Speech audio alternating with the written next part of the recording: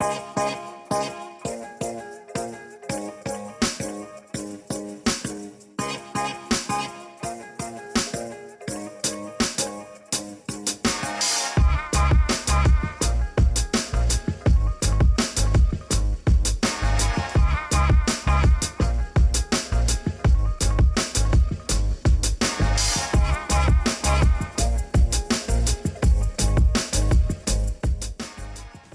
folks, what's going on? I want to do a quick unboxing of this Wacom CINTIQ 16 pen display that I got from Wacom. I wasn't able to see these folks at CES this year, but they still reached out and said they wanted to send me a review unit to try this out and share my thoughts on it. So what this video is just a quick unboxing and briefly talk about what this is versus the other Wacom tablets that I use. All right, so let's go ahead and open up this Wacom CINTIQ 16. Let's see. I've already cut off the tabs.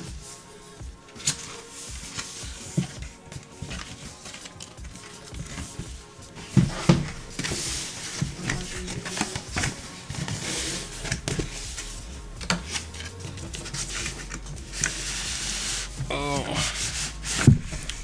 this is a big old box. And it's not very light. So let me turn this around.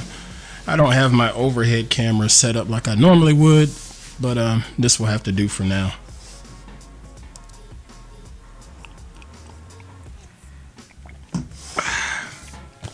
All right, so I'm assuming this is all the power supply stuff. Yep, power cord. Yay, that's exciting.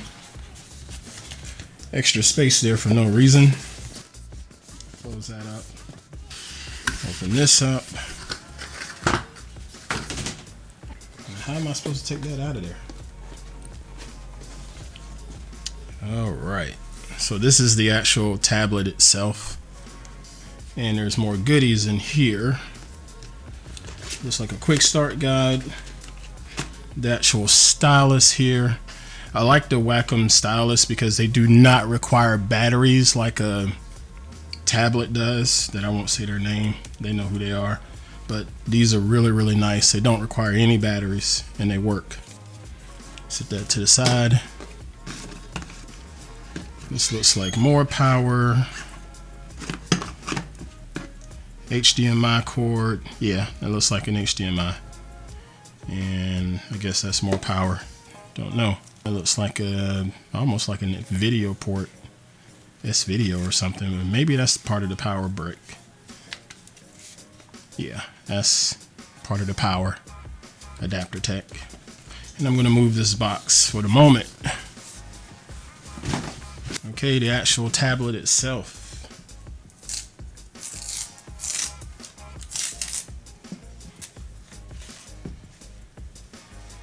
This is the CINTIQ 16. Now this is not the CINTIQ Pro. This was just announced last week at CES. And there you go. Let me turn it around for you guys. There you go. And I just put a nice, wonderful fingerprint on it. All right, now I've had the CINTIQ Pro before. And I'll go ahead and tell you firsthand, this is definitely not like the CINTIQ Pro. This feels a little more industrial, where the CINTIQ Pro to me felt a little more elegant in design. But there's nothing wrong with this. It's just a different feel to it. All right, you have these little feet on the bottom, so you can use it flat or you can use it with the feet mounted like this to give you a good angle. So when you want to draw on it, like so. Maybe I should turn this hot light off. Let's do that. Maybe not. All right. Sorry, you're gonna have a nice spotlight on it, too bad. But this does feel a little more industrial than the CINTIQ Pro. And this little tab here, you can use that to keep up with your stylus when you're not using it. Just mount it right there. They used to include these little clamps that went along the top, and you could clamp in your stylus right there. But I'm fairly used to this because this is similar to how my Intuos tablet is. This is a Wacom Intuos tablet. Notice this is a lot smaller. I believe this is the small size, and I think it's about 8 inches or so. And I love this thing because it's super portable. It's USB, but the difference is there's no screen here. This is an actual screen. This is what they call a pen display. So you can actually see what you're manipulating on this screen versus having it connected to a computer monitor. Now you still have to connect this to a computer because there's no computing guts inside of this particular model. This is essentially an extended monitor if you're looking at it that way, but it allows you to take your applications like Photoshop or whatever and drag it over to this monitor, and then you can directly manipulate what's on the screen using your stylus. You know, if you want to go in and start doing some illustrations or painting, you have the perfect tool right here in your hand as a metaphorical paintbrush or a pencil right there. It works really well when you use just a regular Intuos, but this is for folks that are trying to graduate from the Intuos model and get more into the CINTIQ model. See, if you go into the CINTIQ Pro, you're going to look at, for this particular size, spending about $1,500. Wacom wanted to lean more towards the people just getting started and making the price point a lot less expensive. So you can get this model. I believe it is $649. I have to look it up. I can't remember. I'll put the link or put it up on the screen, the actual price. But this is a lot less expensive, and you don't get the 4K display. You just get a 1080p display, which is fine because you can still see a good amount of details on a 1080p screen, and you will have the ability to zoom and stuff like that on the screen. So I think this is going to work out quite nicely. I'm going to give this a run for the next couple of weeks just to see how well I like it.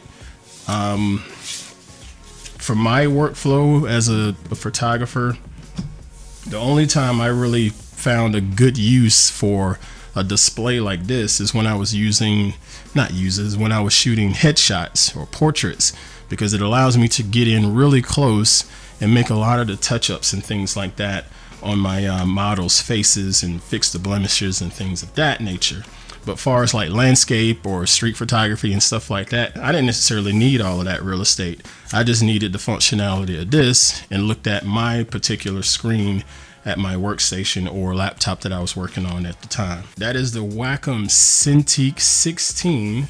I'll put a few more links in this video so you can check it out and show them some love over on social media.